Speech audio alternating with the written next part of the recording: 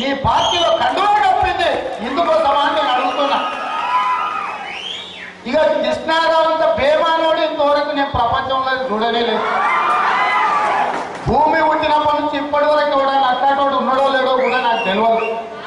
ఎందుకంటే ఎమ్మెల్సీ ఎన్నికలప్పుడు గాంధీ అన్న అదే విధంగా వివేక్ మనోళ్ళందరూ కృష్ణారావు ఇంటిపోయారు. ఏ తయారు టీవీలో నీ పేరు వస్తుంది, నువ్వు అక్కడికి పోతున్నావు అంట, కారెక్కుతున్నావు అంట, ఏమి సంగతి అని అంటే భార్య బిడ్డలు మించి వాళ్ళ తల మీద చేయి పెట్టి ఒట్టేసి నా భార్య బిడ్డల మీద ఒట్టేస్తున్నా, పిల్ల పిల్లల మీద ఒట్టేసి తెల్లారి పార్టీ మారేటోడు కూడా ఉంటాడా? మరి వాళ్ళ భార్య బిడ్డలు ఆలోచన చేయాల్సిన అవసరం ఉందా లేదా? అదే విధంగా తెలుగుదేశం పార్టీలో మొట్టమొదటి టికెట్ అనౌన్స్ చేసింది కూడా కృష్ణారావుకి.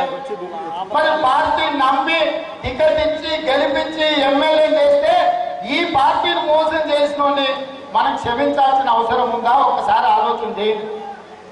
ఎందుకు ఈ సందర్భంగా కృష్ణారావు పేరు పదే పదే చెప్తున్నా అంటే ఇలా 57 సర్వే నెంబర్ వెనకాల కృష్ణారావు పార్టీ మారడం, ఈ 57 సర్వే నెంబర్ లో 274 ఎకరాలు ఉంటే 160 ఎకరాలు పేదోళ్ళకి ఇస్తే మిగిలిన 100 ఎకరాలు కేటీఆర్, హరీష్, కృష్ణారావు కలిసి ప్రైవేట్ వాళ్ళ పేరు మీద అమ్ముకొని 100 కోట్లు కొల్లగొట్టడానికి కృష్ణారావు పార్టీ మారింది తప్ప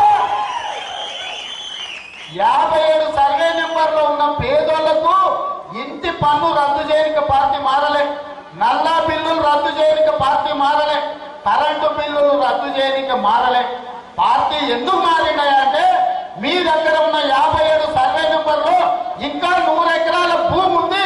ఈ భూమిని కబ్జా చేసుకొని అమ్ముకోవడానికి ప్రభుత్వం అండ కోసం హరీష్ రావు, కేటీఆర్ అండతో ఈ 100 ఎకరాలు తెగనమ్ముకొని 100 కోట్లు సంపాదించుకోవడానికి ఇలా పార్టీ మారింది.